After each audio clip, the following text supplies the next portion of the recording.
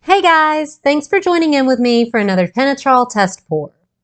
In this series, I've been experimenting with using Penetrol as an additive for creating cells in acrylic paint pours.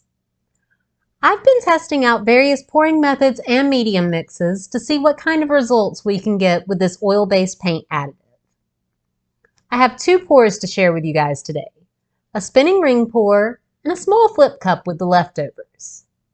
Let's take a look at what I'm using. So, I've been thinking about testing Crackle Medium mixed with pouring medium for a while now. I was never too sure what the exact results would be, but I knew I wanted to test it out and see. I didn't add a ton into this mix. If it did crack, I didn't want it to become too extreme. I'm using one called Kroma Crackle today. Though I haven't tested a huge range of Crackle mediums on their own, this one has given me the best results. I think in the future I would like to try adding in a higher ratio, just with a slightly cheaper version. This 150 milliliter tube runs about $8, so there are cheaper brands out there. Not wanting to use all that I had left for this experiment, I went with 0.2 ounces in each color. To the Kroma, I added in 1 ounce of glue all, 2 ounces of Floetrol, and 5 drops of Penetrol. I combined all the medium mixes before adding in the paint. For the base, I used 0.3 ounces of Kroma, 2 ounces of glue all, and 3 ounces of Floetrol. No Penetrol. Here's the list of the colors that I have mixed up for this pour. I'll also leave it in the description in case you need it. This is one that I truly had no idea of how it was going to turn out. To crack on a flat surface, the Kroma has to be at least 1 millimeter thick. There wasn't nearly enough in the mix to make that happen, so I didn't expect too much cracking to actually occur. This was kind of one of those no expectations, just curiosity type pours. What it did seem to do though is create way more cells when hit with the torch. The Kroma is a water-based medium, so it can dry more quickly with the torch or a heat gun. This has been one of the most heat-reactive mixes that I've tested in this series so far. I went with a spinning ring pour for the first canvas. First, I layer my colors into a measuring cup. I find the ones that have the little spout on them to work the best. It's easier to keep a steady stream. After applying my base, I start pouring the paint from the cup into the center of the canvas. As I'm pouring, I begin to slowly spin the canvas around, keeping the cup in the same place. Well, mostly. I held the colors just slightly above the puddle that I was creating. Once I finish pouring the colors, I shift everything back to the center and give it a few more good spins to cover the edges. The torch really creates a lot of movement with these cells. They activate and start spreading out more once the heat hits them. As a result, there are just billions of small, multi-layered cells that pop up across the entire canvas.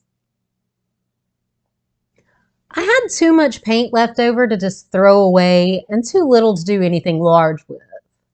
Luckily, I have a stack of 8x10 canvases pre-taped just for this occasion. I went ahead and stacked the remaining colors into a cup for the small flip.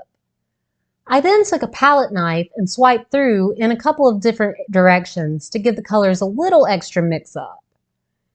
I ended up not having quite enough left over to cover the canvas as well as I would have liked, so I just scooped up some of the flung-off paint from the first pour and applied it to the edges of this canvas. This helped the paint in the cup reach enough to be spread all the way out on the spins. Once again, tons of heat-reactive cells form. This mix definitely begins to cell up immediately on its own, but the added heat really sets it off. They really just come to life when the torch hits them. The pinks and blues come together to make some pretty wicked purple hues, especially in the flip cup.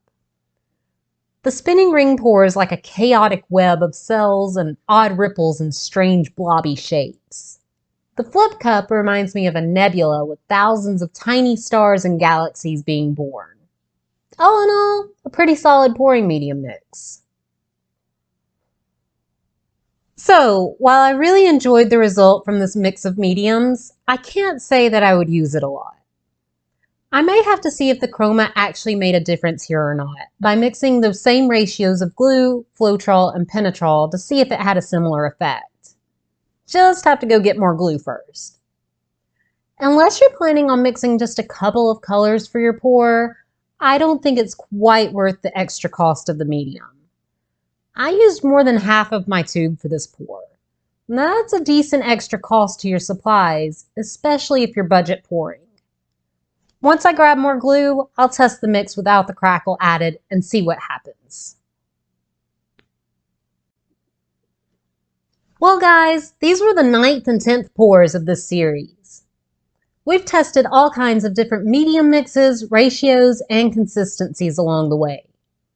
My next test is going to be thinning acrylics with just water, then adding in the Penetrol. I'm thinking multiple small canvases with increasing amounts of Penetrol per color in each.